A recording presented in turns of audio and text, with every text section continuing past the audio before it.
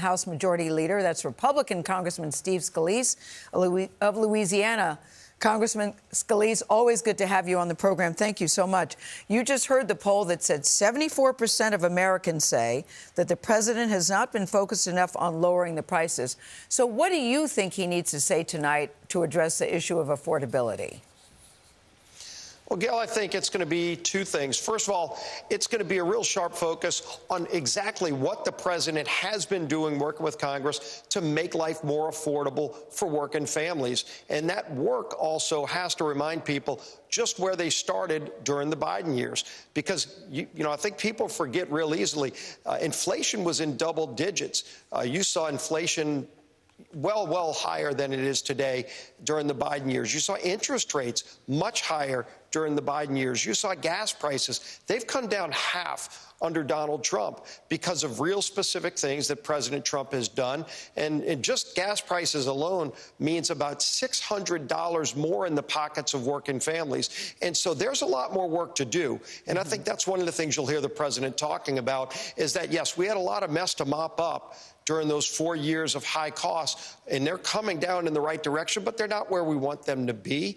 And we're going to keep working to bring more job creation, to bring more wage growth. Remember, during the 4 years of Joe Biden, average working families lost $3,000 of wages. They've made up about $1,200 of that in the first year of Donald Trump. There's more to go. So we have more work to do. And I think you're going to see the president talk about those things that he wants to do, not only what he has done, what he's going to do. Congressman, people still don't feel that. I think a lot of people wonder, at what point do we stop talking about the Biden years and just focus on the Trump years? But you're saying he has some work to do, and he's aware of that. I know he will talk about tariffs. Yeah, we know you'll see both. I think you're going to see both tonight. Where we started, where we are, and where we need to go. So, it's going to be a three-part series. You got to remind people where we got to, how in the last year we've done a lot with a very small majority working with this president to start getting things back on track. But the work's not done. There is more to do. Well, we know he was very unhappy with the Supreme Court ruling that struck down his tariffs, and he right away imposed a 15% tariffs on the imports. And now they're saying that this could translate to higher taxes. Do you agree with his strategy on this?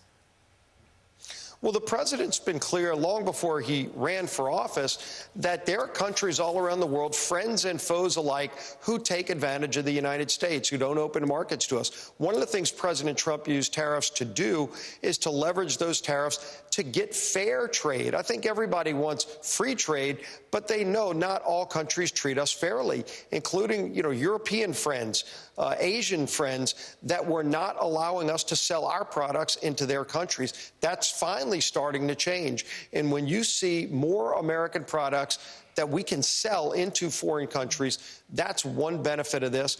Look, this is the first few months of this policy, but it's already yielding some dividends for the American worker. And by the way, we're seeing trillions of dollars of investment in America, people building manufacturing plants. Those are jobs for Americans that are coming to our country because of President Trump's work. Congressman, not only will the president talk about the economy, he will also talk about foreign policy. We have just learned this morning that congressional leaders are expected at the White House this afternoon for a briefing on Iran. I want to ask you, one, are you invited? What are your questions and concerns? And what about this news this morning that the chairman of the Joint Chiefs of Staff is warning the president of a high risk of American casualties if the U.S. attacks Iran? Well, I've been in some briefings on Iran, and you can see what's happening right now. And look, the people of Iran are rising up against their own failed leaders. But President Trump's made it clear we cannot have a nuclear-armed Iran. It's not just bad for America. They want to destroy America, and they say just that. They want to destroy other parts of the world. The Middle East is very appreciative of what President Trump has done. I mean, they want to eviscerate Israel, but the other Middle Eastern countries. I'm confused because the president said we had obliterated their nuclear capability. So what would be, in your mind, the goal of this strike? Well, the president's going to lay more of that out, but they want to continue rebuilding their nuclear program. They're not done.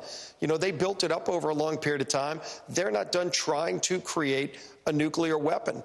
And so, you got to look at the threats that are going on in Iran and how they fund terrorist proxies around the world, Hamas, Hezbollah, the Houthis. all killing Americans. They're still killing American troops around the world, not just allies like Israel. They kill Americans, too.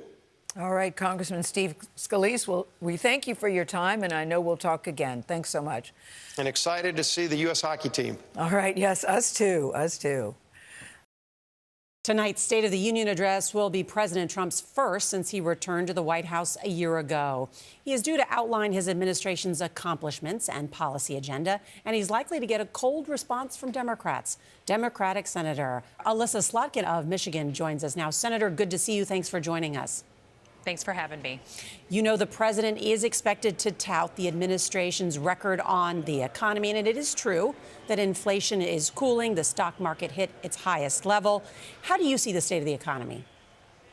I mean, look, State of the Union is a perfect time to reset and just take stock. And a year ago, the president, came in on the heels of running on lowering costs on big things.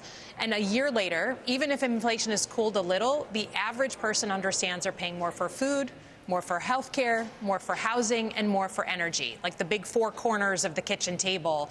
Those are the things he ran on. Those are the things he hasn't attacked.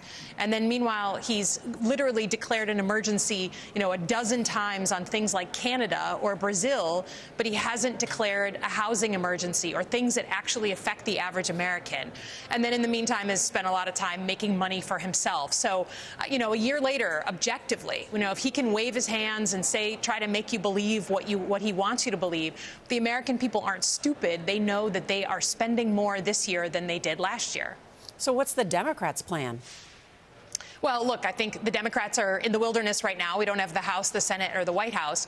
And this is part of it. Like, you can criticize Donald Trump and you can go after him. But until we have our own affirmative, economic war plan, then I understand why people are saying, well, what would you do? For me, declare an emergency. The president has been bold on those things, but do it on the things that people care about. Declare a housing emergency. Make it so that the average person doesn't have to be 42 years old before they can buy a house. There are things that he can do with executive power that he has just not done because he doesn't want to offend kind of the big players in this field. So focus that same bold energy on things that actually affect costs. Senator, I also want to ask you about Iran. You served as a CIA analyst in the Middle East. There are reports this morning that the chairman of the Joint Chiefs of Staff is telling the president that there is a high risk of American casualties if the U.S. strikes Iran. I know you're also a member of the Senate Armed Services Committee. What do you know about the possible timing of a strike? Do you expect a briefing anytime soon? Yeah, well, we certainly have heard that Secretary Rubio is briefing the Gang of Eight, I think, as early as today, which is an important sign. I was just in the Middle East last week, and there's definitely movement of a ton of military assets into the theater, a lot of jittery people. I think the most important thing is, what exactly are we trying to do in Iran? What's the strategic objective, and how are we going to achieve it? Because it's true, if we go and take out the leader of another country, as much as that leader has frustrated many of us for our entire lives, what's the goal for the United States? How do we keep our people safe? And how do we know we're not going to be sucked into yet another, forever war? So the average person I know, including myself, who does national security stuff, can't articulate the goals of President Trump in attacking Iran. What is your goal? And then how are you going to make sure you can achieve it without boots on the ground? Well, the president says that this conflict could be easily won, in his words. Great. Nothing stronger than the U.S. military. I understand that. But if you go after the head of this country, right, the Iranians have ballistic missiles. They have terrorist agents all over the Middle East and beyond. You just should understand and be able to articulate how you're going to keep our troops safe in the Middle East. Again, lots of military assets being brought into theater. But what's the goal? Just decapitation? Or are we going to go in if something falls apart? That's what I think we're wondering.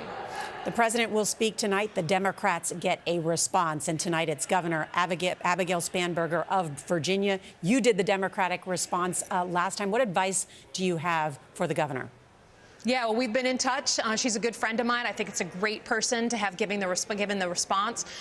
Look, just be straight with the American people. Tell them to keep book on Donald Trump. He's doing plenty to make their lives harder. Flag that, and don't let him get away with what we know will be a lot of hand waving and distraction, trying to feed the American people something that just isn't true. So highlight what he hasn't done and what we are going to do instead. Senator Elissa Slotkin, good to see you. Thanks for joining us.